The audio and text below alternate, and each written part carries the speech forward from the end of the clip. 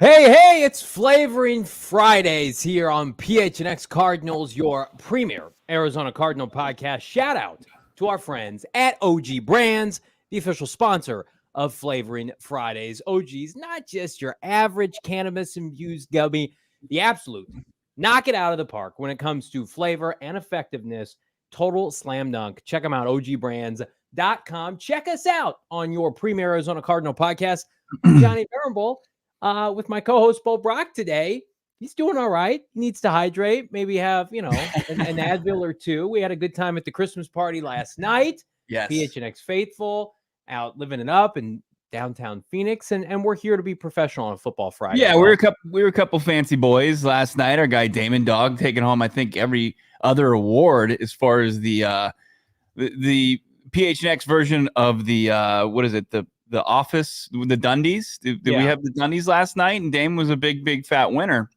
He's a big fat winner in life. He's a big fat winner on PHNX. Great hair, by the way, at the Christmas party for our guy Damon Dog. It's like he knew he was going to win. So he went from the hair god Johnny himself. Yeah. That feels good. He went to the party stag, and I thought he was going to take home every girlfriend and wife there. Yep. When he had just a plethora of awards and the most elite hair in the building. I mean, just nothing can stop our guy. Yeah, I was glad I had my wife stay home last night because he could have been Mr. Steer Girl and ruined our nice little family.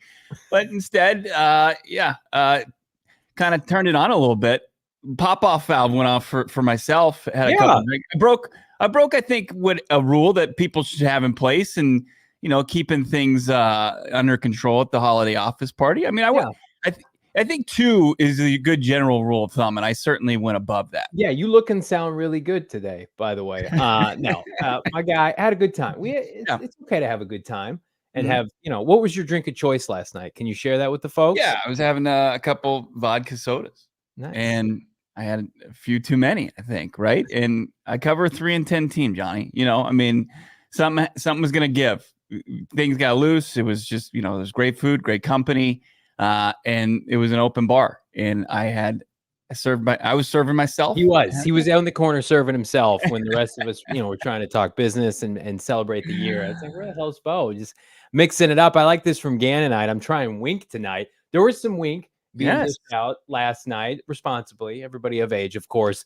Let us know, Gannon, what you think of a sponsor. I wish I had wink last night. I guarantee I'd feel a whole lot better. I mean, with it being the THC seltzer instead of the booze seltzer, I wouldn't be as down big as I am right now. What's up to Chase and Classy Nasty, Michael Evans in the chat, Jay, Dee, Ken, Gannon. Yeah, love to see the whole crew here. The best part about this today is, like this on a football Fridays, you would never know that Bo is compromised today. He's out there cranking out content like no one else does. He's there for the Jonathan Gannon presser. A lot of good insight today from JG and company. Feels like we haven't seen the Cardinals in a hot minute. They had their bye week, right? This week seems longer than normal. But dare I say, looking at the practice report ahead of Sunday, if the Cardinals are going to find a way to pull off this upset as a 12-point dog against San Francisco, they got the horses to do it. Tell me more. Is Michael Wilson on track to play this weekend or not, Bo? Yeah, I think you should be pretty confident as you look at this receiving core that it's going to be at full strength for the first time in a while. And I think that they were even a little precautious with Michael Wilson going into the bye week. Didn't have him suit up against Pittsburgh. He's missed 4 games his rookie season. A guy that has kind of the often hurt moniker, unfortunately, dating back to his college days. Yeah. And now you've got Michael Wilson back against the team he scored 2 touchdowns against with Joshua Dobbs in the lineup. And you've got Hollywood Brown, who had a little spring in his step the last couple of days. I think he's getting healthier with a bad heel, which he pointed out yesterday when we talked to him at his locker that, that's a injury that a lot of guys just don't play through. And he tried to do it and obviously had to shut it down against the Steelers, and he benefited from the bye week and now is good to go. I got some insight before the show started with regard to Hollywood Brown and kind of his stance with the organization. And I don't have anything concrete to be able to run with this, like extensions or whatever, but they think Hollywood Brown is poised for a big month. Now, that could just be hearsay, and certainly Trey McBride owned the last month with Kyler Murray. I think the feeling is, even though we're talking up Michael Wilson, Kyler Murray talked up Michael Wilson in his presser earlier this week, Hollywood Brown, and I would not be surprised if we get a late push from Hollywood Brown, not necessarily like to help himself with the Cardinals, but just to help himself, period.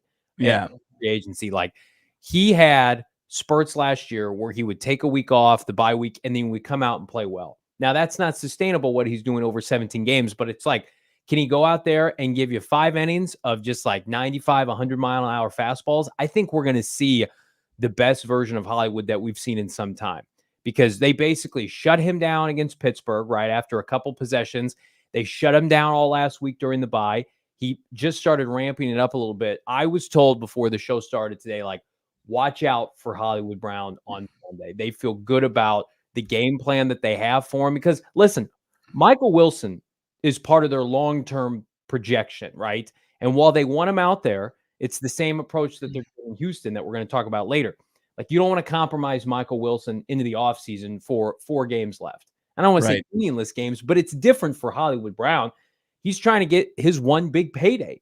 And there's a sense of urgency, even though it may not feel like it when we watch it on Sundays. And you even mentioned it to me yesterday. He's just so damn likable. Like, Hollywood Brown has an infectious personality. That's one of the biggest reasons, like, everybody wrapped their arms around him when he got here. They thought, oh, bombs away, we're going to have long touchdowns. It just hasn't transpired that way. But that doesn't mean he can't have a couple games at the end of the year that make you perk up and say, oh, where's this been? He needs it. Yeah. He needs it for, his financial future, for maybe signing a deal that's going to maybe stretch beyond 2024. Like, can he get a multi-year deal this offseason with what he's put on tape? Now, he told us yesterday, he said he's confident what he's put on tape and not getting the ball, like, away from the football and not getting the ball and not being productive. But at some point you want to get paid. I don't care what, the variables are at play. You got to make big plays. And, I asked Jonathan Gannon how he felt about Hollywood's play, without the production. Did he feel like he's putting it out on tape? And he said, look, we expect him to make explosive plays. That's what he needs to do. And we're confident when Kyler throws his way, he'll be able to do it. So kind of in line with what you're hearing as well. So he needs it. It's necessary, because if he continues to go out of 2023 with a whimper, man, it's gonna be tough for him this offseason. Like, his market, if it hasn't dried up already, like, teams that did pull off the Christian Kirk where they're just throwing gobs of money at him to try to bolster their wide receiver core, they're going to be a little hesitant to do so just looking at his stats. Niners are a top 2 team against the run. While it's important for the Cardinals to establish some kind of run game and stay with it like they did against Pittsburgh, like, the Niners, if they're vulnerable anywhere, I mean, it's their secondary now without Ufunga, and they've got some corners who I would say are like B- corners. So the pass rushers keep them at bay and give Hollywood an opportunity. I love this from Lil Brucko, 109. Football Friday with PHNX is the best. We appreciate that. Got my the Torch t-shirt and the PHNX hat the other day. Absolutely love it. Thank you so much, Lil Brucko, 109. He's repping it in the avatar there. Hope you enjoy it. Again, the Greg Dortch t-shirt, one of our favorites, maybe the best at the merchandise locker. Yeah, it's all time. I mean, you've got Hollywood Brown potentially at full strength, Michael Wilson, and Greg Dortch himself, who's making big plays when his number's called. That big third down, 19-yard reception against the Steelers was huge 2 weeks ago. Yeah. We'll see what he does. And Rondell Moore, I think Rondell Moore is so close. Obviously, he had that 40-yard touchdown against the Texans in the opening series. But then, I think the egregious phantom holding call where he mossed Patrick Peterson, that should have been a touchdown. Think about our perception of Rondell Moore today, if that's confirmed, how differently we feel about him. Right. Or he hauls in the deep ball early in the first half from Kyler Murray. That was just a beautiful ball that he's got to bring in that I think is an easier catch. Talked to our guy Britton Golden at the time. That's an easier catch than the one he made in Houston. So I think Rondell Moore is getting the opportunities, especially down the field. And if you supplement it with Wilson and Hollywood Brown, and the way that Trey McBride's playing, I mean, you might be able to pick on that secondary if you can get enough time for Kyler Murray against this front seven. I feel like most of the time with this defense being the Cardinals, the vulnerable state that they could be in, we're going to talk about the matchups with McCaffrey and Kittle and Deebo and Ayuk. It's a problem, right? Typically, I'm going to say we'll put together 10 to 12 play drives, keep that, offense at bay and make them vulnerable. But I feel like this week, it almost has to be the definition of the JG video in the offseason, like shots. Can you score fast against this team? Because I feel like with the Cardinals specifically, the offense is getting better, but it's not perfect. I'm fearful that over a 7 to 10 play drive, eventually Nick Bosa, Chase Young, Fred Warner, somebody's going to get home and cause some havoc and really kind of force the Cardinals to make a mistake. The Cardinals with a full offseason with Kyler Murray, I would feel better about that with this whole arsenal of weaponry. I think, like against Dallas, you got to score fast in a hurry, in and out, and then let the chips fall where you may defensively. Maybe you get a break or two. Purdy turns the ball over. But I think this is the week for better or not, you take some deep shots and you let the chips fall where they may. Because you're not going to dink and dunk the Niners down the field. Everybody with me, just shoom, shots, explosives. Rondell Moore, Hollywood Brown. It's going to have to happen. You talk about Brock Purdy, maybe he turns the football over. Man, the guy was absolute just shooting fish in a barrel against the Cardinals last week or last time. Wasn't he like 20 for 21? He had an unbelievable game. Did Buddha play that game? No Buddha. They were down pretty tremendous that game in general. The defensive line for the Cardinals looks better. They've elevated the ex-player from Tennessee. He's been on the practice squad a couple of weeks, right? Yeah. I think you're still missing Kazir White, but you've got a couple veterans now. I think the defense, man, I'm hopeful that I'm pleasantly surprised. Gannon 2 weeks to prepare. You're playing at home. The Niners off a couple big emotional victories, blowouts where maybe they have a letdown game. I don't know, man. I don't think the defense nor the offense are going to get completely run over. I think this is going to be a competitive game through 4 quarters. It's going to be tough. I mean, You're not as optimistic. I'm usually the one that's pessimistic. I know, but we're the things What's that we're happened? I think the things that we're talking about, especially like up front on the offensive line for the San Francisco 49ers, like their strength and where the Arizona Cardinals don't have a strength, just pure based on pure physicality. It's not like Nick Rawls has to put in the proper call. Like just based off physicality, the last time these teams played, it wasn't close. It wasn't competitive. Talk about weight class games. They're not fighting in the same weight class. And the Arizona Cardinals, like, I don't care how good their game plan is, like, just the execution is just tough against how stout they are up front. And then the ability to give a guy like Christian McCaffrey that much space. I mean, he's getting the ball and he's immediately like 3 yards past the line of scrimmage. He's just getting chunk yards. And the last time they played at home, it was against a team that's not nearly as talented up front as the Niners and the Rams. And the Rams were able to just dominate that game on the ground with Kyren Williams. And I think that's going to be another heavy dose of ground and pound. I saw Kyle Shanahan speak about the Cardinals to the Niner media. He's always a respectful guy, but he gave the Cardinals a lot of credit for the way they've competed this year. And Kyle Shanahan, those first couple of years in San Francisco, he and John Lynch, they tore it down. Now, they traded for Jimmy Garoppolo, and that kind of expedited the run to the Super Bowl after 3 years. But Kyle Shanahan knows like what it looks like to be in a rebuild, but at the same time, trying to get buy-in from younger players. And I've got a Johnny on the spot coming out tomorrow on just the ascension of Trey McBride. But who was the first kind of go-to playmaker in the Shanahan era? It was George Kittle. It was George Kittle and Jimmy Garoppolo. And I think that we're seeing Kyler Murray and obviously Trey McBride now. Before there was Deebo and before there was Ayuk, there was George Kittle. And he set the tone for that physical nature of how they wanted to do things on top of the run game. And then they went out and they got a Deebo, who was a big-time playmaker, physical playmaker, so much so they gave him carries at running back. Ayuk in the first round, big physical wide receiver. Like, it started with a tight end, as cliche as it sounds. And so you listen to Kyle Shanahan compliment the way Jonathan Gannon and company have gone about this year. I mean, the Cardinals, I would say, and people can talk about their teams like this. Oh, you don't want to play that team at the end of the year. Spoiler team. I'm going to tell you right now, any team with Kyler Murray and this franchise playing with house money outside of somebody like Hollywood Brown, who has a lot to prove, as we mentioned, you don't want to play them in the month of December. Like, you just don't. Like, you're going to end up like the Pittsburgh Steelers, the Cardinals going to Heinz Field with nothing to lose, and they damn near, put 30 points on Mike Tomlin. I mean, there are teams with a lot to gain. The Chicago Bears, in a week, Matt Eberflus, like, he's coaching for his life. Every loss could be detrimental. Here comes Jonathan Gannon in year one, already exceeding expectations. People thought winless season, Kyler Murray playing good football. It's not a team I would want to face. How about Seattle in week 18? Geno Smith fighting for his life, right? We talked about Philadelphia. They've got statistically the worst defense. Gannon has everything to win in that game and nothing to lose. So I don't know. Cardinals are playing with some house money now. It may affect or impact where they pick in the NFL draft. We're going to talk about that later on. But I think this is a prime letdown game for the San Francisco 49ers. I think the San Francisco 49ers are ready for the postseason to begin. They've all but locked up the NFC West. Yes, they're the number one seed in the NFC, but they've destroyed both Philadelphia and the Dallas Cowboys. They believe probably nobody is on their level in the NFC. The Cardinals can change that. The Cardinals can make them look, I think, vulnerable this weekend. I love it. I love what you're saying. But you're not buying. You're shaking your head. I'm not buying. I just why you're shaking your head.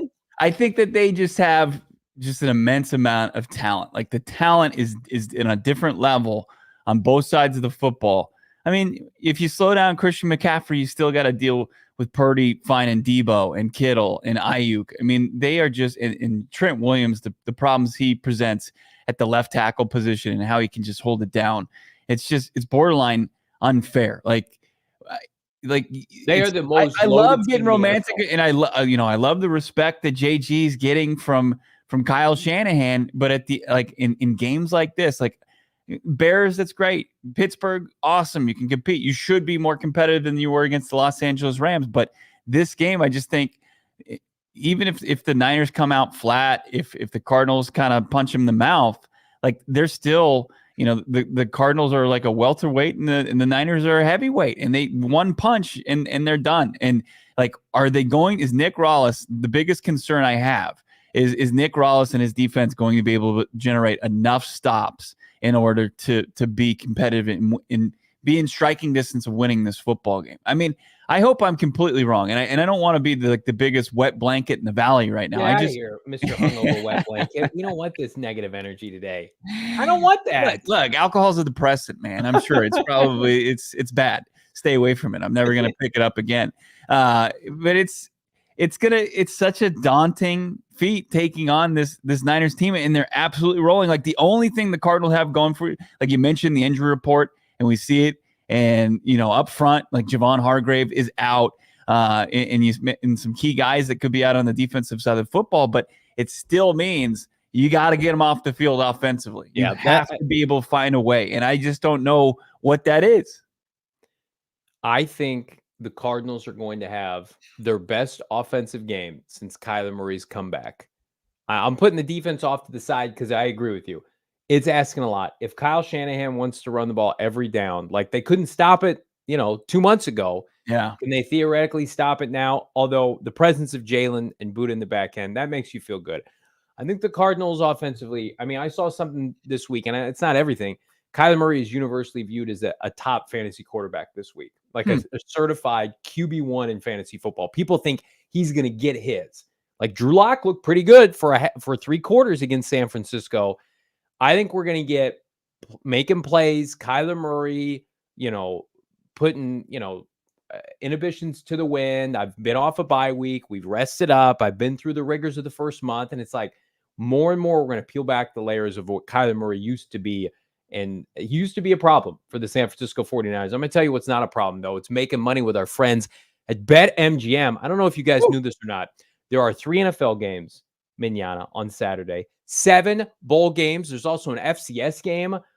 Lick your chops and go make some money with our friends at BetMGM. It's the $1,500 first bet offer. Do it now. Download the BetMGM Sportsbook app on your iOS or Android device or visit BetMGM.com. Sign up and deposit at least 10 bones in your BetMGM Sportsbook accounts. It's got to be up to $10 or a minimum $10. Place your first wager and receive up to $1,500 back in bonus bets. If it does lose, your bonus bets will be available once your initial wager is settled. Again, loaded slate on Saturday. What are you waiting for? Perfect time to jump on those sweet early lines now. Sign up. BetMGM, bonus code PHNX. We're going to talk about some lines I love later on in the show, specifically Tennessee hosting Houston. Hello, get it while you can. Check out the show notes for full details.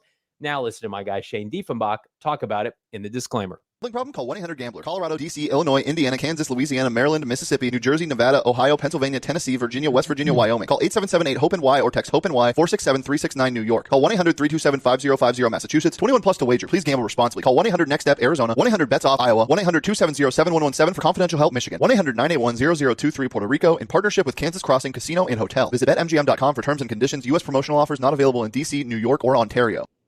Did you have 5 vodka sodas at the company Christmas party the night before, and the bright sun in the morning is tough? You got bags under your eyes. Well, just turn to your friends over at Shady Rays. They're going to protect your eyes when you need it. I mean, they're going to protect your eyes in any situation, whether you're out there adventuring, you're hiking Camelback Mountain, you're going up north, Flags, Dona. You got those sunglasses on that are durable and they look great. Shady Rays also offers an insane protection plan for all their eyewear. Every pair of sunglasses is backed by lost and broken replacements. If you lose or break your pair, long or short after you purchase them, they're going to replace them. No questions asked. Look up Shady Rays right now. ShadyRays.com. Look at their full product line online. Use the promo code PHNX. This is actually a great gift option for many of you out there trying to do some holiday shopping. Go to ShadyRays.com, buy 2 or more pairs of their sunglasses, and use that PHNX promo code. You get 50% off. Not bad, right? Go to ShadyRays.com. Find out why 250,000 people rated them 5 stars. ShadyRays.com. Use that promo code PHNX. His newest article entitled "Stop the Debate: Kyler Murray Should Be Cardinals QB in 2024" has everybody talking. It's the PHNX Cardinals beat reporter Howard Balzer joining the program. Howard, how we doing on a Football Friday? I'm doing great. Hope you guys are doing great too. The one thing I keep wondering though is, do I need to wear a cap when I come on? Only if you want to, man. You got your hair's looking solid today, so we wouldn't want you to have to cover that up. I will say that Kyler on Wednesday, at least when we saw him in the locker room, was wearing an Oakland A's cap. Oh, that's solid.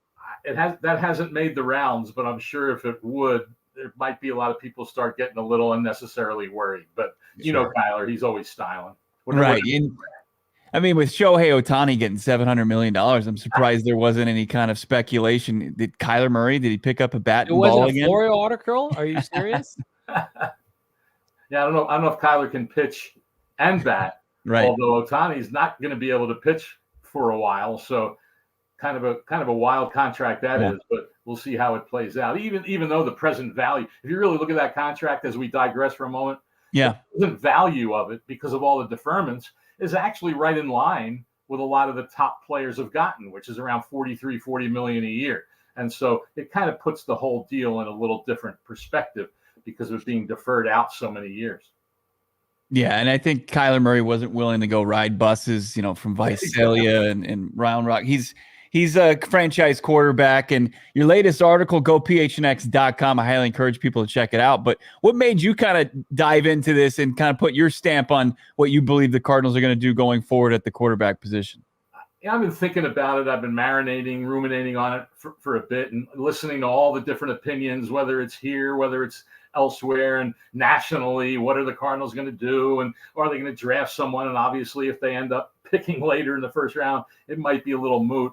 But I just figured let's try to look at this logically and see what, in my mind, makes sense. And when you take in, because when it's debated a lot of times nationally and all that, they never talk about the contract and the salary cap and all the things that are in that. Notwithstanding Mike Lombardi's great report earlier in the year that he wasn't going to play because of worry about injury guarantees coming forward. Well, that was never a possibility. But putting that aside, I just decided to look at it, what I'm in my mind was logically and what makes sense.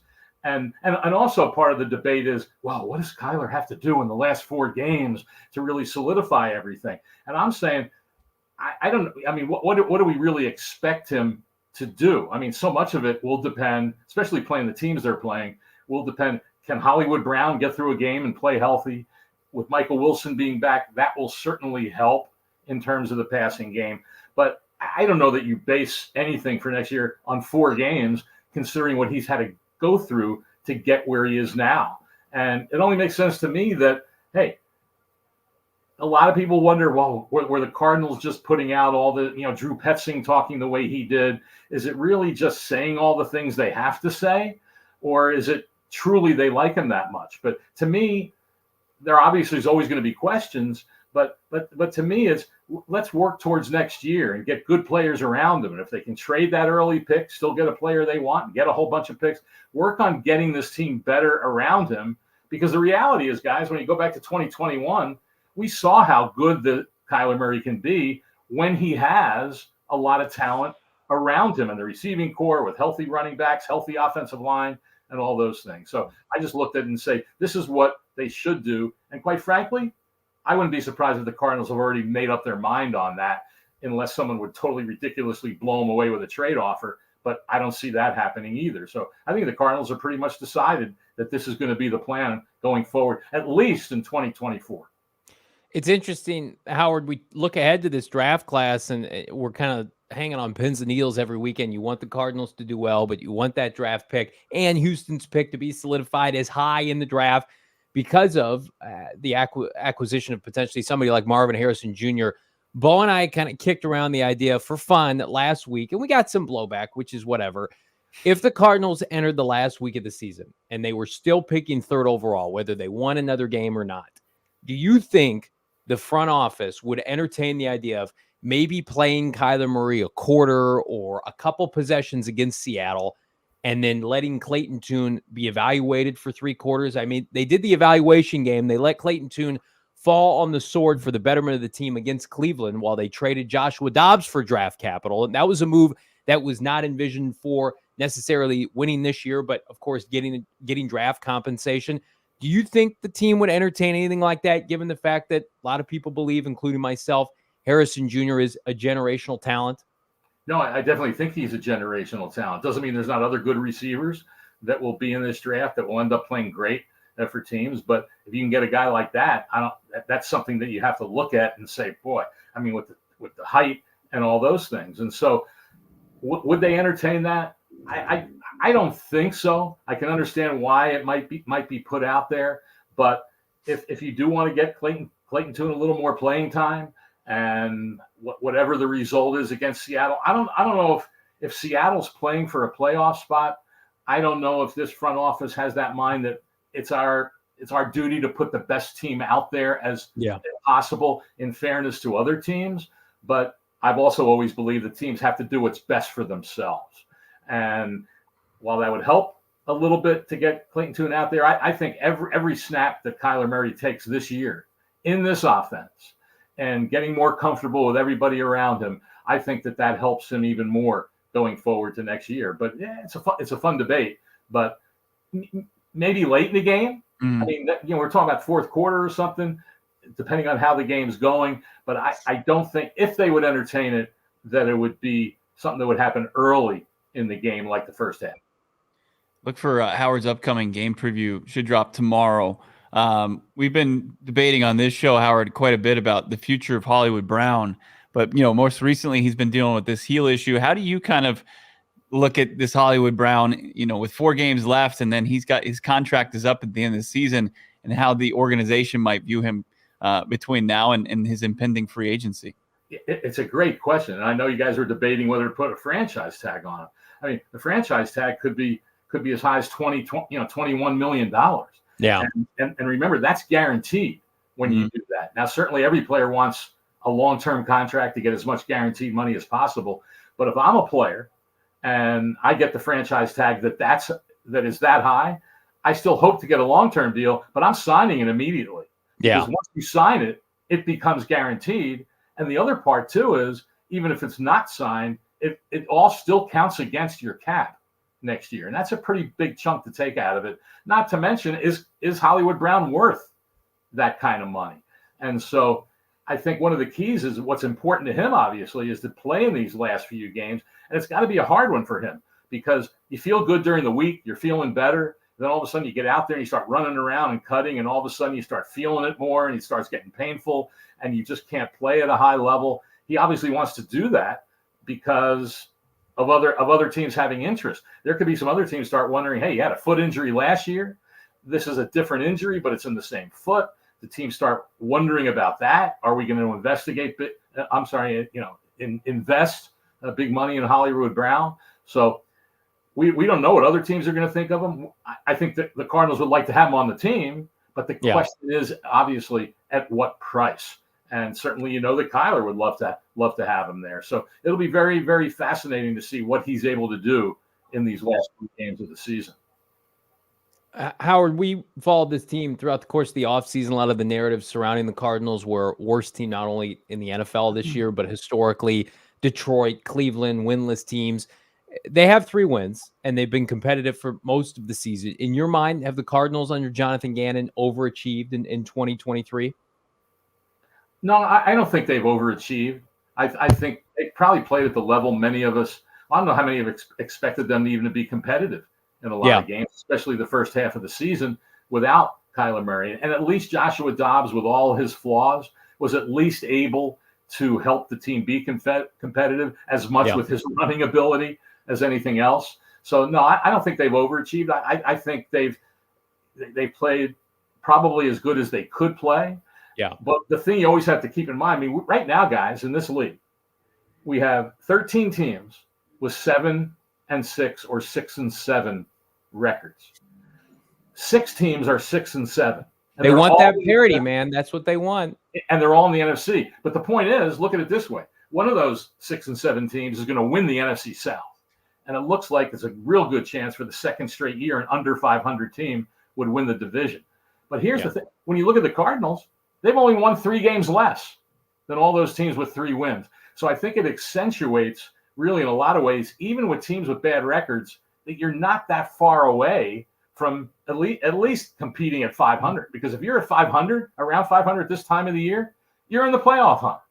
And that's all anybody really wants when you get into December and early January. So I don't think that any reason, with the right moves in 2024 and with improving this team where it needs to be improved, perhaps having a little bit better health, that next year at this time, we'll be looking at a team, not great, but at least could be in the hunt. And I think what Jonathan Gannon and his staff have, and they've talked about it all year, the process. And it sounds boring when they say that, but that's what they've tried to instill in this team, in a team that respects the process, is working every day to try to get better than the day before, playing hard. I know they all sound like cliches, but I think that's what they've established here. So I think they've played the way everyone would hope they would play. And if you can steal some wins down the stretch, I don't know, could be the Bears, could be Seattle, who knows? But I know fans probably wouldn't like it because it might be the worst draft pick. But you want to instill that feeling among this team that they're capable of winning games. And I think along those lines, I think this season, as bad as it is at 3-10, has been somewhat of a success. And I'll ask you guys this question. Most of the times you have a team that's 3-10, and it's a slog. And everybody's, got the keys in the car, waiting for the last game. Everyone's gloom and doom. Bo, you're out there every day. I mean, we haven't seen that. No. We haven't seen that at all. We see a team that competes. And I think when you're 3-10, that can be hard to do. But even the leaders have bought into it. The Buda Bakers, the James Connors, DJ Humphries, the guys who have been here for a while. They're still setting that work ethic standard that I think has had a real positive effect on the host of young players that are on this roster. Yeah, certainly. And they're going to have a ton of ammo to be able to retool this roster this offseason. Zone at Tucson, 93 saying, I think we're going to win on Sunday. I feel it. 49ers are sleeping on us. Howard, you do your H-bomb about every week. It's where you take a team that's an underdog and you pick the upset. Are you doing it with the Cardinals on Sunday? Actually, you believe it or not, now this is a station that I still do a spot with back in St. Louis. Yeah, with a host, and we do a pick every week. And I have an 8-6 record for the season, and these are all teams that are at least 6.5 point underdogs or worse, right? So I'm 8-6, and this week's not a strong week for it. I mean, you got Miami, and the other game is Kansas City and New England. And Miami's favored by 9 over the Jets. That might be a pretty good pick, actually, especially if they don't have Tyreek Hill, and even if he plays, he's going to be compromised.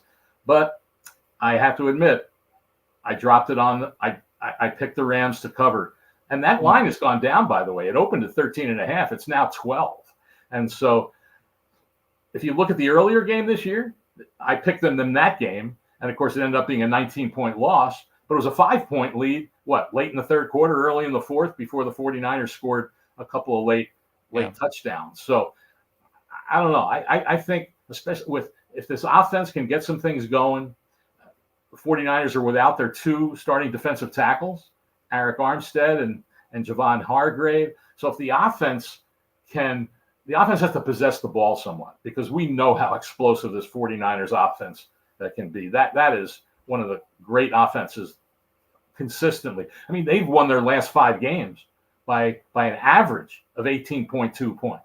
Yeah. And in their 5-game, they're 10-3. They've scored 30 or more. I think it's in either 7 or 8 of those games. So you got to somehow try to keep the ball away from that offense as much as you can. If they can do that, I think it's going to be a pretty darn competitive game on Sunday.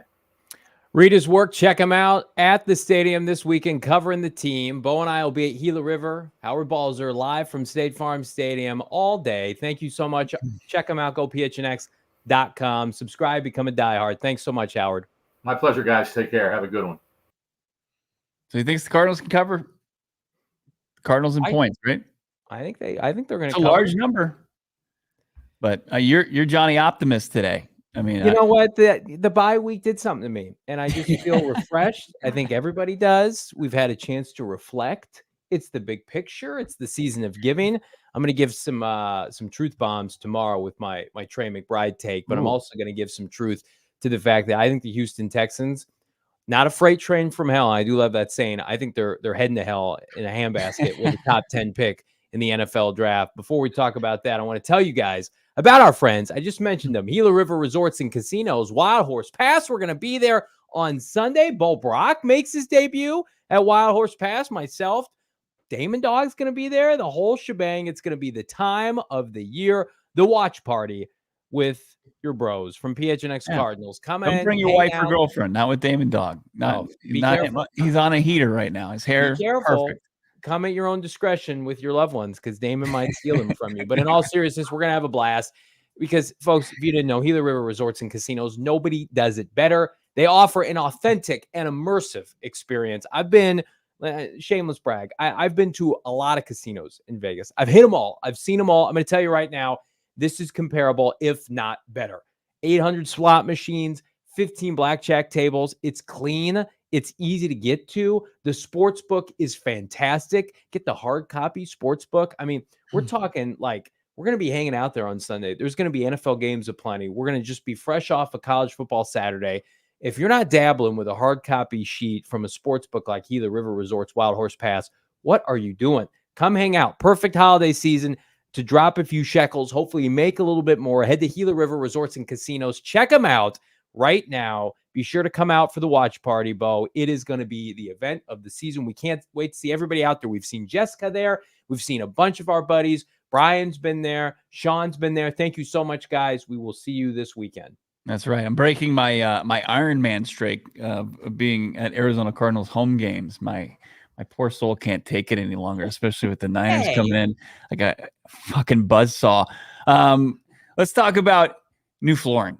It's tough. It's tough to talk about because there's never an easy solution until we stumbled upon our friends over at Empire Today, which is actually going to save you $350. Yeah. When you get $350 off new floor, you get the best place on new flooring from Empire Today. Check out their website, empiretoday.com. They got the virtual floor designer. You can kind of see what the new floors would look like in your condo, in your home, whatever you may be shopping for. It's Empire Today. They've got professional installers that install. They're not going to mess around. And they make shopping for floors the easiest it can get as far as convenience. And obviously confidence in who's supplying your flooring needs. Empire Today absolutely has that for you. Check them out online, empiretoday.com, and hit that /PHNX. You can get that $350 off discount right away. empiretoday.com/PHNX for $350 off new flooring from our friends over at Empire Today. So moving forward, and it's probably been like this for a lot of folks, like there's the game and then there's the sub bullet to the game. Like, where the hell are the Cardinal draft picks? Like, we've been good little boys and girls all year. We've taken our medicine. We've been on the nice list. Time to get naughty ahead of draft season. We want our picks and we want them now. Let's check in with the folks in Houston, Bo, as it relates to potentially their franchise quarterback, among others, not practicing. This is according to Aaron Wilson. Texans quarterback C.J. Stroud, as well as wide receiver Nico Collins, stud outside linebacker Will Anderson Jr., Thomas Cashman, George Fant, none of them practiced today, not playing Sunday against the Titans. I'm going to tell you right now, Mike Vrabel and company, thank you so much. -4.5 BetMGM, hammer it. Hammer it. We saw what this team looked like without Tank Dell. They couldn't score points, even with C.J. Stroud. First of all, I commend the Houston Texans. You're doing right, not only by the Cardinals, our sweet baby Redbirds, but of your franchise. Just shut old C.J. Stroud down for the rest of the year, won't you? Like, there's no benefit into playing him. He's locked up offensive rookie of the year. You're not making the playoffs if you lose this weekend in the ultra-competitive AFC. So I think once upon a time, you and I and others were a little bit concerned that could that draft pick sneak into the, I don't know, mid to high 20s? It's 15th right now, 16th, 14th, 15th. Somewhere around that. Yep. What are the chances it drops into the top 10? Because here's a factor that people don't estimate it being a big deal. Their strength of schedule, unlike the Cardinals, is ass. It's sub 500, which means those tiebreaker scenarios, everybody, as Howard Balzer just mentioned, 7-6, 6-7, that will move Houston up in the draft rankings, which is great news if you're Monty Ossenford. Yeah, according to Tankathon, they're 15th at 7-6. The Rams are just ahead of them at 14th at 6-7. They're going to beat the holy hell out of Washington this weekend, so they'll even their record at 7-7. So both teams likely 7-7. Like, they can get up as high as 13 this weekend and quickly approaching the top 10. So our Christmas wish is coming true. Let's go. After they scared us, even with the win over the Cardinals themselves. You know, is this a playoff team? Did Monty get did he get the right pick from Houston last draft season? And it looks like he did. As they are quickly going to approach 10. I mean, Vegas keeps winning football games. Who knows? I mean, Atlanta should win a couple more games here before the end of it. Like, they can get, they might be right there at top 10 if they continue to be bitten by the injury bug. Well, let's look at some notable Week 15 games led by our guy Davis Mills, Houston Texans, Mr. Long Neck Giraffe himself, coming back on a football field this Sunday. Texans at Titans. That number is rapidly approaching almost a touchdown. I predict on Sunday when we're at Gila River that's going to be about -6.5. Respectfully, you don't have Will Anderson Jr., Tank Dell, Nico Collins, C.J. Stroud. Like, is D'Amico Ryans going to suit up and play? Because that's what it would take. The Titans, by the way, jacked Will Levis. He is a freight train from hell. Right. Love to see that. Jets, they're wearing the old Houston Oilers uniforms. Like, oh how my much God, disrespect Titans can there by be? Titans by 1,000. Yeah. Oh my God, put your 401k on it. Jets 5-8 at Dolphins. I'm going to tell you right now. If Pour some out, though. Pour some out for the poor Houston Texans. No, I don't give a fuck about them. Season's over. Give us your draft pick. I don't care. Poor Houston Texans. Poor us. Every time we've done a pregame show at BetMGM and we're watching the end of the early games, they're winning games they're not supposed to. Take your medicine. Have they not earned your respect? Is CJ Stroud and D'Amico Ryans not earned their respect to where you can just say, hey, pour some out for your fallen homies? It was admirable what they did this year. Hey, goodbye. Love to see it.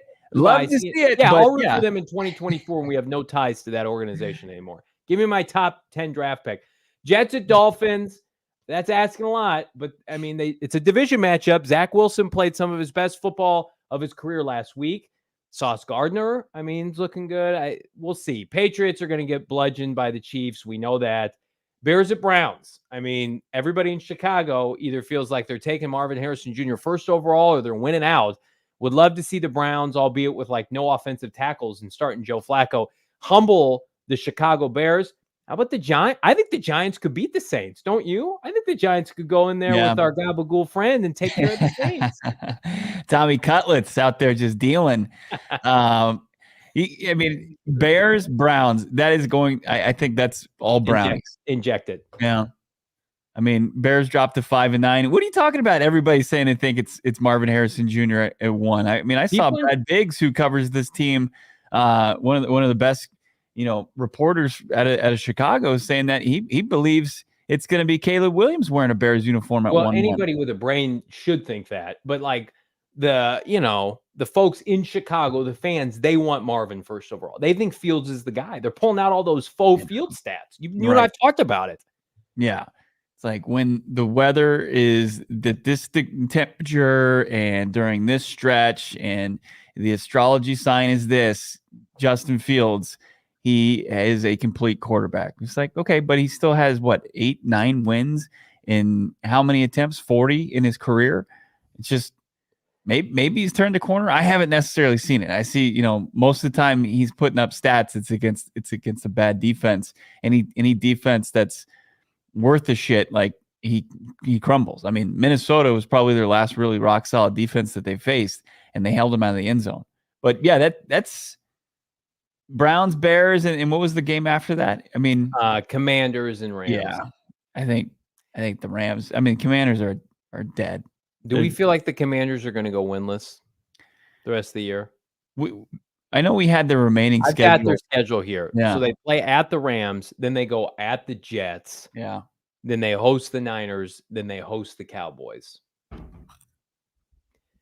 Hey, I do feel like if the Cardinals lose this weekend, it's going to be, the conversations are going to be pretty determined. Are the Cardinals picking 3 or 4?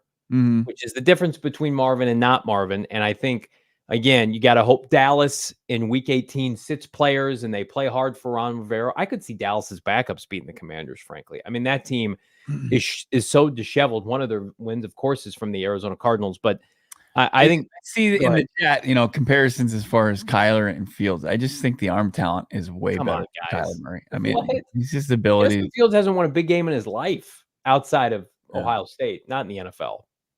No,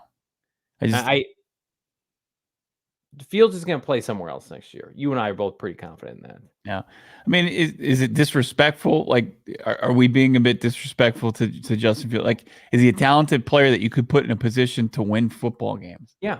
What could Kyle Shanahan do with him? Right. Yeah. What could Sean McVay do with him, like he did with Baker Mayfield last year? The Chicago Bears need to be elevated by a quarterback. They are not in a position to elevate that quarterback themselves. Very similar to when Kyler Murray got here. Does anybody think he was elevated by Cliff Kingsbury and Steve Keim? No, he was not. He elevated this franchise and got them to the postseason. That's indisputable. With an owner and a general manager that had major quirks and were out to get him at times, and a head coach that had a losing record in college. And he got them to the playoffs in a division with, I don't know, potentially 3 Hall of Fame level head coaches and teams that are consistently in the postseason / Super Bowl bubble. That's not the NFC North. Like, come on. How many times would Kyler Murray have made the playoffs in the NFC North? I'm going to say at least twice. But Justin Fields is fine. He's just to say he's not a liability. I don't necessarily agree. I mean, when I was watching that Monday night game against the Vikings, he tried to lose that game. He coughed the football up twice. It was him. It was Justin Fields that fumbled the ball twice into the hands of the Vikings, and then was luckily put in Josh Dobbs after turning the ball over 4 times, threw the go-ahead touchdown, and then Fields, had the one nice throw to DJ Moore. So you can put me as a hater of Fields, and I think that the right move would be to finally go to a guy that has the arm talent like Caleb Williams at 1-1. But ask yourself this question. Yeah. When the Bears fire Eberflus, and they're going to fire him, are you going to ask a third head coach to take on Justin Fields with an expiring rookie deal? Fuck no, you're not. That's not how the way the world works, guys. That's not how things operate. Everybody wanted to get rid of Kyler Murray right into his deal with his second head coach. This would be Justin Field will have gotten, fair or not, 2 head coaches shit can. They would have been fired. Right. Yeah, let's saddle Jim Harbaugh or Ben Johnson with Justin Fields. I mean, I saw our guy Sly in the chat. He's going to be pumped that we're talking some Jim Harbaugh, and I see some people talking about Jim Harbaugh going to the place where he used to play. He also played for the Chargers organization. Like, if you're Jim Harbaugh and you got the choice of going to LA and coaching Justin Herbert or going to Chicago, and they want to keep Justin Fields, what's your decision?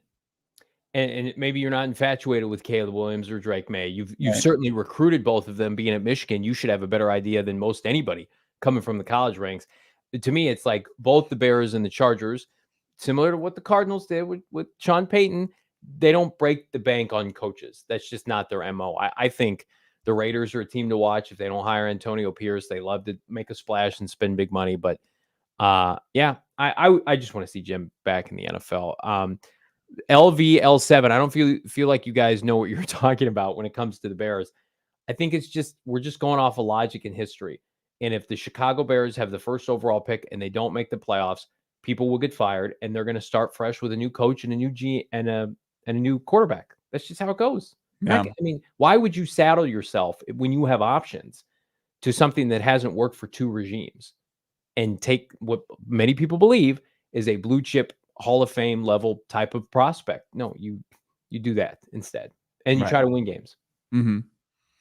Yeah, no doubt about it. We are going to talk about and predict if the Arizona Cardinals are going to win a football game on Sunday. We'll get into our full breakdown, our players of the game, offensive, defense, our X factors. I got to tell you about our friends over at Arizona Lottery. I mean, we are almost a week out from the big day, Christmas. Have you done all your holiday shopping yet? Well, Arizona Lottery is going to make it easy for you. Go out and buy people holiday scratchers. It was one of the gifts last night at the office holiday party. We got a full stack of scratchers and it's having a blast. You can bring joy to people's lives by buying them scratchers as well. They cost as low as $1. Top prize is up to $500,000. It's the perfect gift for everyone on your list that's 21 or older because they can play and cash in big tickets. Perfect stocking stuffer. You can throw them up on the tree. You can do it anywhere. Go out and buy your holiday scratchers today. Find a retailer like our friends over at Circle K. And check out ArizonaLottery.com. As I said, got to be 21 years or older to play. I don't know if you guys have noticed, but gas is coming down, and it's coming down hard and fast, especially with our friends at Circle K. If you're joining the inner circle, you can, like Bo just mentioned, stacks on stacks on stacks. You can stack, saving 25 cents off your first 5 fill-ups joining the inner circle club. I'm going to tell you right now, that's going to be nice on your wallet. Plus, saves 3 cents per gallon every single day by joining the inner circle for free. Just got to download the Circle K app. Terms and conditions apply. And then in the meantime, while you're filling up, how about pizza, coffee, ice cold fountain drinks?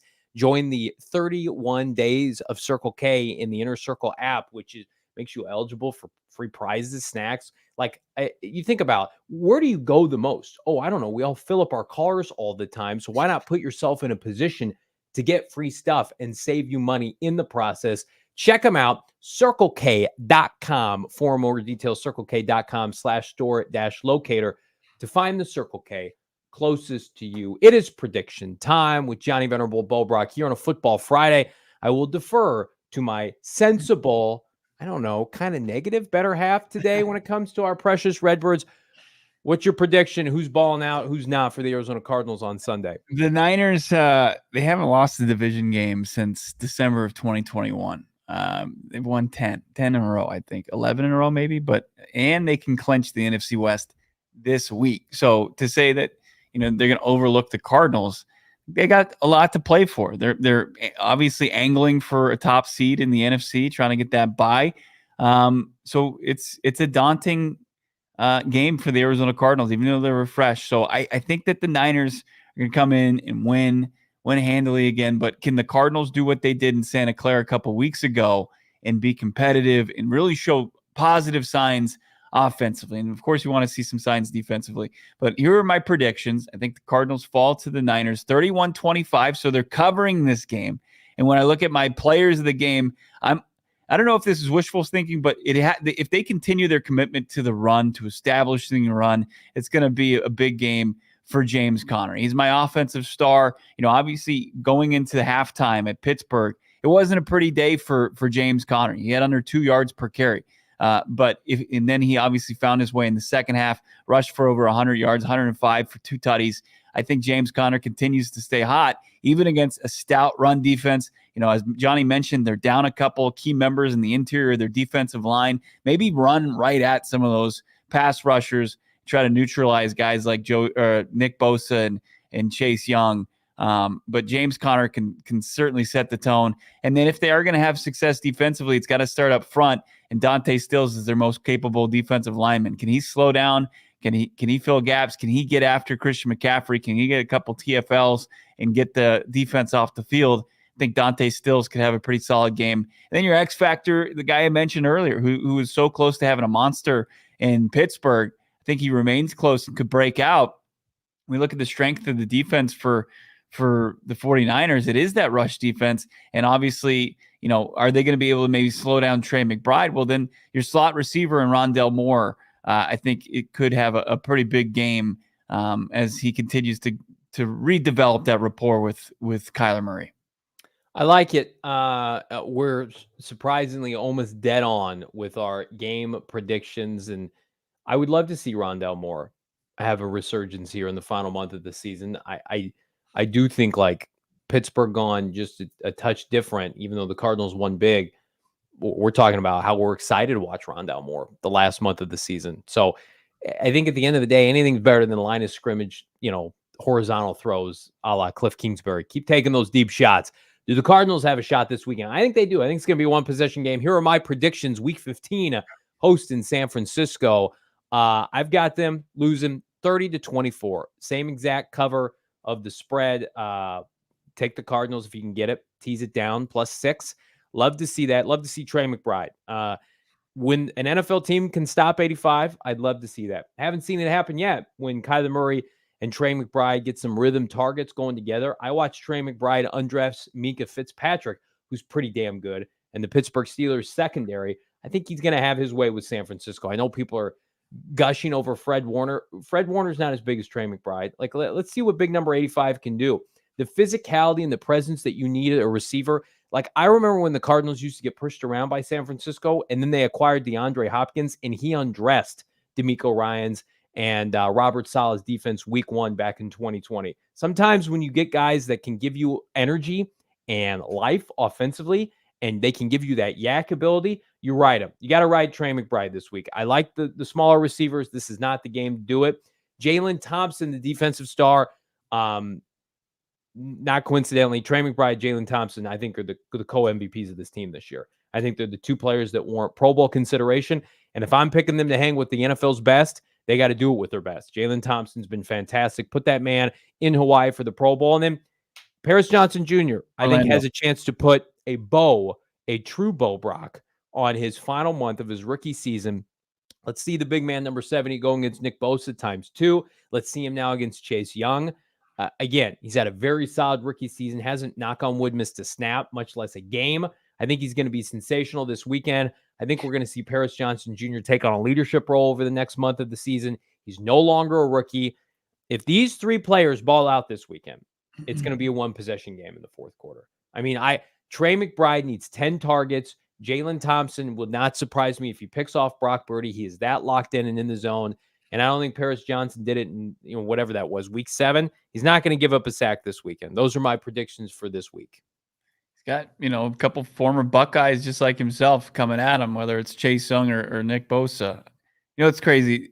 The Pro Bowl hasn't been in Hawaii since 2016. Send him to Hawaii. Send him there. Pay for a trip to Hawaii, Michael Bidwell, if he plays well this game. The Pro Bowl is always in Hawaii in my mind. Yeah.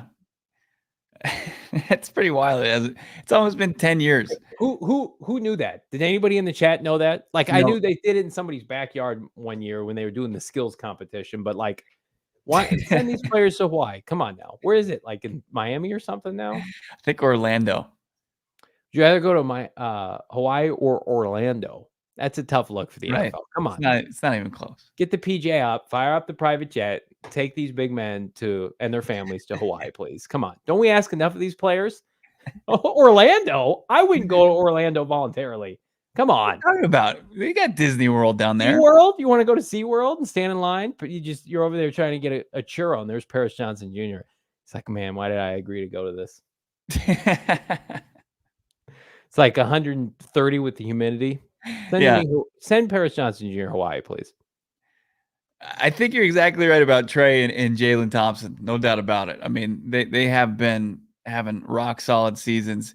And if their solution is to slow down Trey McBride by putting Fred Warner in coverage on him, I mean, that's a win for the Cardinals. You would not be surprised how much I saw that on Twitter this week. Well, they got to get after Fred Warner. Fred Warner will shut him. Fred Warner's like 5'11". He's a great player. He's like 6 foot.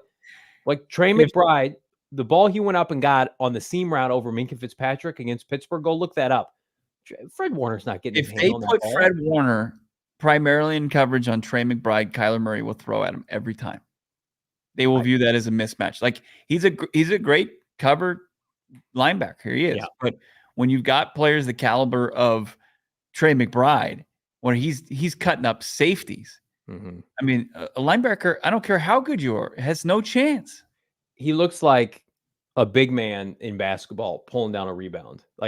That's why it just looks different with him when and I don't want to get off a Trey McBride tangent, but I always will. It's not schemed open. It's not Rob Hausler. And even Zach Ertz, there was just, he had to be open and available to even get him the football. Like Trey will make himself open and get the ball at his highest point. We always teach our kids, if you're playing football, go up and get the ball at the highest point so the defender can't do it. You're not going to win this game with a finesse game plan. You're going to have to win this game taking deep shots, yes, but also go to your best player. Who's your most physical player? James Conner, Trey McBride, feature them for better or worse on Sunday with K1 and maybe Hollywood, Dortch, Rondell Moore can help you over the top and let the chips fall where they may, man. Because like this Cardinal team is currently just constructed is not going to be this way in 2024. Like this, whatever this rendition is. So if your best players are on your team right now aren't going to be with you next year, whether it's James Conner, hopefully not, or Hollywood Brown, try to win with them now. Figure it out on the fly. And I think Petzine's ready, man. I think the Cardinals are going to have a shockingly good first quarter. Eddie, Fred Warner's 6'2" in a Hall of Famer. Why are we shitting on him? I'm not shitting on him. I'm just saying the mismatch he's not 5'11", a tight end versus a linebacker. Like he's as far as cover linebackers, he's one of the best in the league, but it's a mismatch for the Arizona Cardinals. That's not shitting on a guy. I mean, Trey McBride has made some pretty damn good safeties look silly lately. I mean, what he was able to do against Minkah Fitzpatrick in Pittsburgh was damn near impressive. And if we're talking about coverage skills, I think Minkah Fitzpatrick, by being a safety, is a better cover skill set than the best cover linebacker. That's my point. So, neither one of us had Michael Wilson show up, and Gannon said today that he expects him to kind of pick up where he left off, and where he left off was pretty impressive. Kyler Murray found him a couple times early in his debut against Atlanta. It was the last time we saw Michael Wilson. So you've got a full complement of receivers. So this is the healthiest they've been in forever. Yeah, and with if Trey McBride takes kind of the bulk of the emphasis of the defense, guys like Michael Wilson and hopefully for the first time in a long time Hollywood Brown, it's going to be good news for the Arizona Cardinals offense. Free matter for the blind. You guys think Buddha will ask for another trade this offseason? No. I think there's a good chance he's on the team next year. But I also think like Jalen Thompson's been better this year than Buddha Baker has. So like, I don't think Buddha Baker hasn't gotten that many opportunities. I think teams are not throwing his direction. Yeah, that's probably true. There's probably truth to that. I think they want to keep a strength when they can afford it next year. Roll those two guys out. If it's the last year for better or worse, but I mean, Buddha's bought in. James Conner's bought in. I mean, this team knows going into the offseason, if they make the right moves, they're going to be a playoff team next year. Kyler Murray's going to be their quarterback. They should be a playoff team in the NFC. That's it. I think what obviously it wasn't a great start with Buddha Baker, obviously requesting the trade in February and wanting to go and compete. The guy's been to the playoffs once in his career, right? He's that competitive, but this organization from Monty Ossenfort and Jonathan Gannon, they thought they knew who he was, but now that they've seen it on a daily basis, him being one of 8 players, a finalist for the Art Rooney Sportsmanship Award, which is voted on by his peers in players, like there's so much respect for Buddha Baker. And I think that Monty and Jonathan Gannon have so much for him that he's at least, and I think he's got so much respect for JG. They're so like-minded that he wouldn't go back and say he sees the direction of this organization.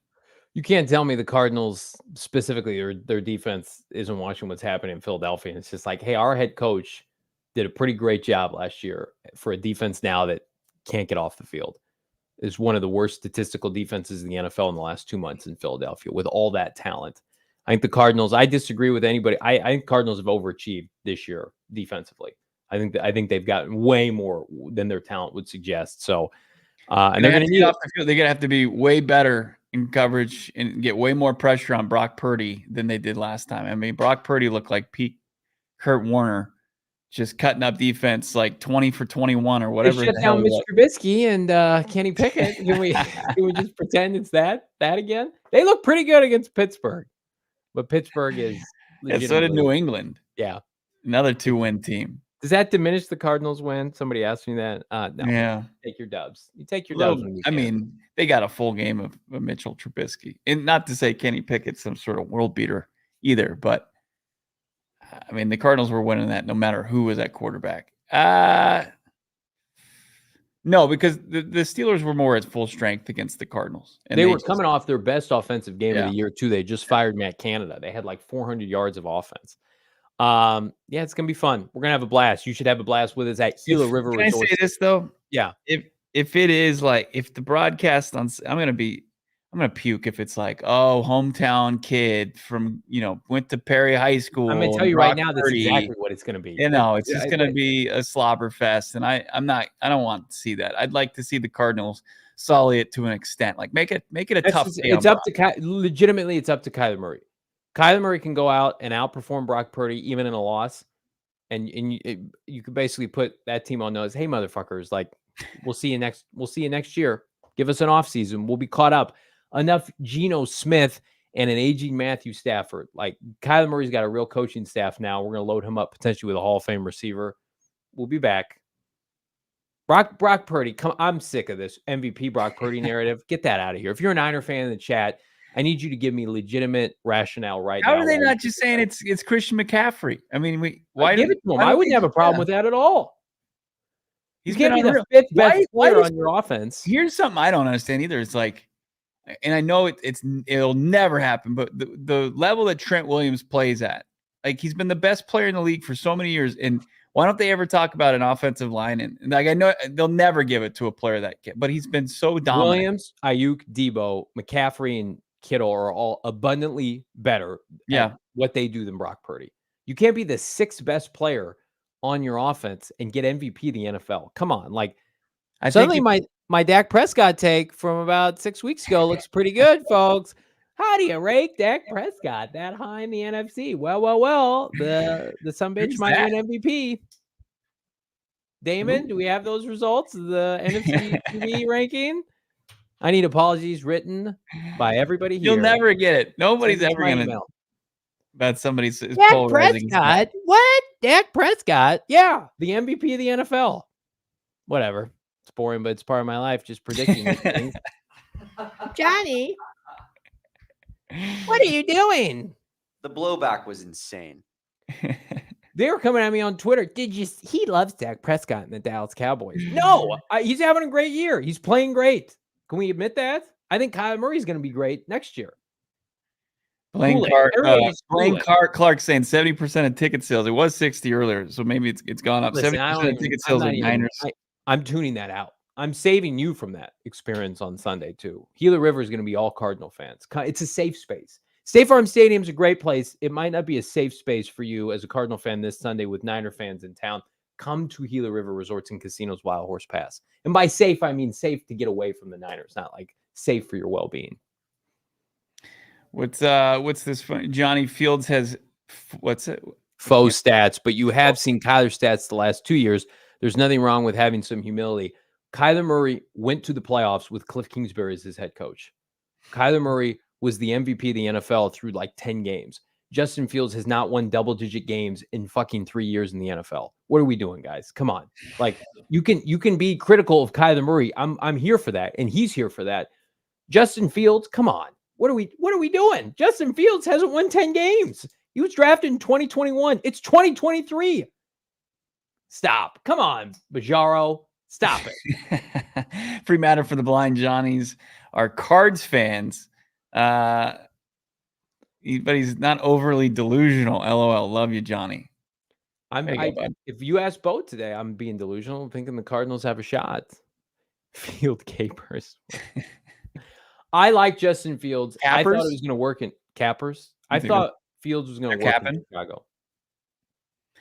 Yeah, I think he's fun. He's electric. He's fun to watch. He's just not consistent. I don't think he can get enough of a throwing rhythm to consistently win football games. All right, this show's going long today. I'm pulling up Justin Fields. statistics here historically. So Justin Fields as a rookie, 7 touchdowns, 10 picks, could not win the job out of camp. Played in some of the games, not all of them. Kyler Murray started all 17 games as a rookie, 16 games. Last year in his breakout season, 17 touchdown passes, 11 picks. He's never thrown for 3,000 yards. This year, 13 touchdowns, 6 picks. He's got potential. Nobody would argue that. You do not pass on Caleb Williams and reset the quarterback clock to gamble on Justin Fields. That game against Minnesota that Blake mentioned, or that Bo mentioned, I'm going to tell you right now, if you're rolling the dice on a quarterback that goes in a primetime game, 27 of 37 for 217 yards, no touchdowns, and you win by kicking field goals, that's an embarrassment. You should be embarrassed. 12-10 against Dobbs and whoever else was playing that game. Dobbs, who was a turnover machine that day. 4 picks. The game against Detroit that everybody's like, Fields is back, he's elite. He threw 1 touchdown pass and completed 57% of his throws. Come on. Kyler Murray, during their playoff year, was beating the Seahawks and Pete Carroll in primetime, putting up like 3 or 4 touchdowns. Yeah. What are we doing? Can we not? Love this from Chase. You two represent my fandom perfectly. I have these arguments in my head all the time. Jessica, you two round each other out. What's Step Hen saying? Kyler's going to get better as long as he continues to be a leader. He has made strides in that area this year. I completely agree. I mean, I was talking to Howard and some of my peers there in the Cardinals press room, and there's a difference even just when he's doing his weekly availability on Wednesdays. I mean, he seemed think something has clicked with Kyler. And I don't know if it was just a harsh reality of last year and all the changes that, the 2 guys that had hitched their wagon to him were certainly were blown out. And then obviously the play on the field humbled him a little bit, but there's a different Kyler. And also, just the positivity that Jonathan Gannon puts on display day in and day out, and the consistency of that, I think it's resonating with his franchise quarterback. We are elevated in life professionally by good people. Like, you're only as good as the people that surround you. Our podcast is only this good because of Damon Dog and the people that work on this show. Kyler Murray is being elevated by a competent head coaching staff. He's already a great prospect, good NFL player. Like, he's being elevated by the professionalism of Jonathan Gannon and Drew Petzing and Nick Rollis and Monty Austinford. You think that was happening on your Cliff Kingsbury staff with Steve Keim lurching around for 3-4 years? No, of course not. Like, you can only get to a certain point, even as an NFL quarterback, picking up something that, is dead weight, so to speak. It's just, I mean, that's why what Joe Burrow has done has been fantastic, and we laud him here. Trevor Lawrence at times in Jacksonville.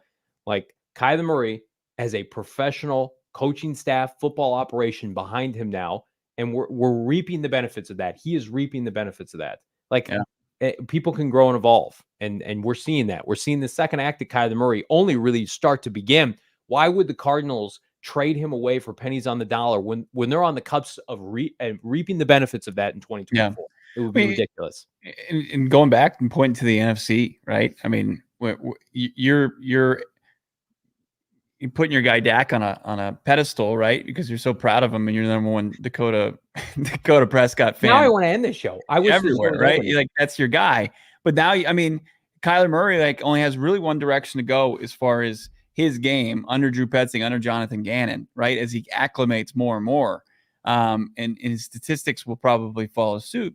And then you've got the landscape of the NFC. You got Jalen Hurts, who's slumping right now. He's doing fall down drills at practice. He's literally doing a drill where he falls on the ground and he has to hold on to the football because he's had a tough, ball security run here. It's like, I don't think I've ever seen Kyler Murray have to do anything like that. No.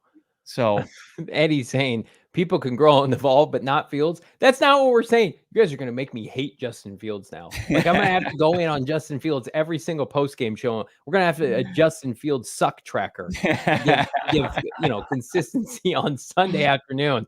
I'll get right on it. Yeah, thank you, Damon. Just people are going to be like, why is this relevant? What are you talking about?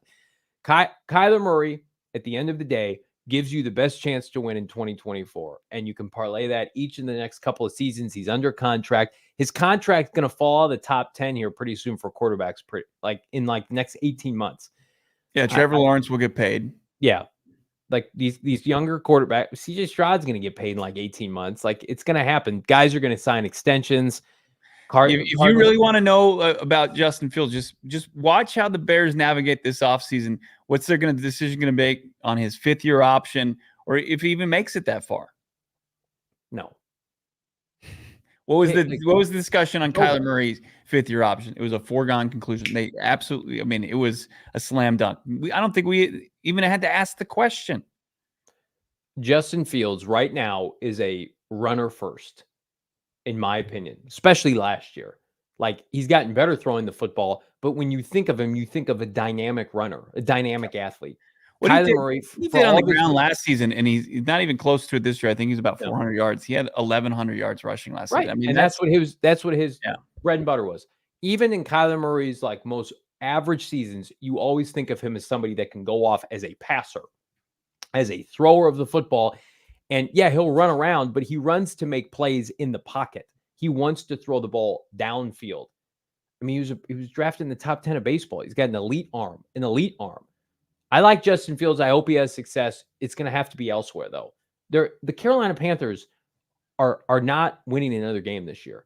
You think the Chicago Bears are going to trade away the opportunity to reset a rookie clock with a blue chip quarterback when the quarterback that they have has gone 0 for 3 in playoff bursts? No, they're not doing that. No, goodbye. Hello, goodbye. It's over. I love our friends at CHGO. I think it's what they're doing is admirable with the playoff push. Should we be doing the same thing? They know deep down, like they're taking Caleb Williams is going to be the quarterback of the Chicago Bears, or maybe like a 10% chance it's Drake May. Whatever the coach and maybe Ryan Pohl's preference is, that's the quarterback. One of these two guys. Not taking a wide receiver first overall. DJ Moore is their number 1 receiver. Marvin Harrison Jr. with Justin Fields next year and DJ Moore. That team 7-10. Like nobody would be surprised if that happened. You start calling him award-winning producer Damon Dog. Yeah, he wins all the awards. Damon, who's winning this game on Sunday? The Niners. Get him off the show. The Cardinals covering. What's the spread again? 12. Yeah. Deep thought. Did you not Damon's watched my dejected look on so many post-game shows this year. He knows I'm dead inside when I'm writing up that rundown, and he knows when to come at me and when not. Listen, we're gonna have our moral victory this weekend. It's the first time Damon and I have done a game together, a game day experience together, and we have not had to sweat out our dismal fantasy football teams en route to Waffle House. We're thankful that it's not going to be us. And we can enjoy our friends and family at Gila River like God intended, like the football gods intended. We're going to crack some cold ones. We're going to have some apps. We're going to watch Cardinal football for better or worse. And we're not going to sweat spending 24 hours and eating, multiple vaccines at a Waffle House. Come join us at Gila River.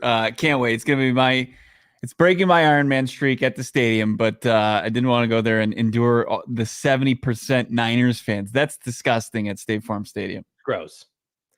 What's not gross is becoming a diehard. Go PHNX.com. There was some feisty arguments, engagement in the Discord. Dare I say there was some discord in the Discord today with PHNX Cardinal faithful. Join it now. No better time. Pick up a free hat and or shirt every single year. You are a diehard at GoPHNX.com. I'm going to tell you right now, the membership pays for itself. 20% off all future merchandise purchases. I think you get free shipping. You get money off on future events, access. We get golf season's right around the corner. We're going to be doing some golf events. That's a staple of the off season here at PHNX Sports, PHNX Cardinals. I'm going to tell you right now, if you get a diehard membership, take a screen capture, send it to Bo and I on Twitter. We will retweet it. No questions asked. Absolutely. Welcome you to the family. Looking forward to that. Look for Johnny on the spot tomorrow about Sweet Baby Trey McBride. It's going to drop. And of course, Howard Balzer's game preview at GoPHNX.com. Have a great Friday and Saturday. We will talk to you live from Gila River Resort and Casino at Wild Horse Pass on Sunday. Can't wait for Johnny and the award-winning producer, Damon Dog. I'm Bo Brock. Talk to you guys soon. We all silly like the mayor.